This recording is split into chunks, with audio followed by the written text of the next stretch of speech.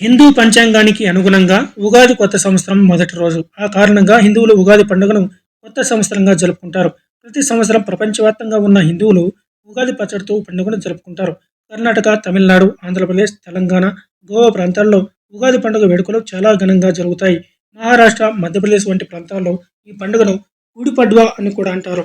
ఉగాది పండుగకు నెల ముందే అన్ని ప్రాంతాల్లో సన్నాహాలు ప్రారంభమవుతాయి. అయితే 2025లో ఉగాది ఎప్పుడు? ఈ పండుగ ప్రాముఖ్యత ఏమిటి?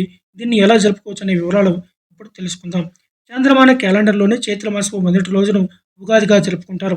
గ్రెగోరియన్ క్యాలెండర్ ప్రకారం ప్రతి సంవత్సరం మార్చి చివరిలో లేదా ఏప్రిల్ ప్రారంభంలో ఈ పండుగ వస్తుంది.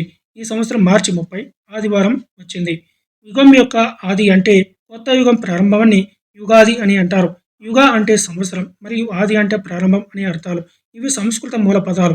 గ్రెగోరియన్ క్యాలెండర్‌లో మార్చి చివరిలో లేదా ఏప్రిల్ ప్రారంభంలో వచ్చే ఈ రోజు హిందువుల్లో చారిత్రక మరియు సాంస్కృతిక ప్రాముఖ్యతను కలిగి ఉంది.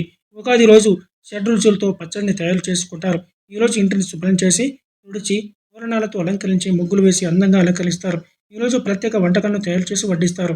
ఈ రోజున సమీపంలో ఉన్న దేవాలయాలకు వెళ్తారు. హిందూ పురాణాల ప్రకారం బ్రహ్మదేవుడు ఈ రోజు ప్రపంచాన్ని సృష్టించాడంటారు.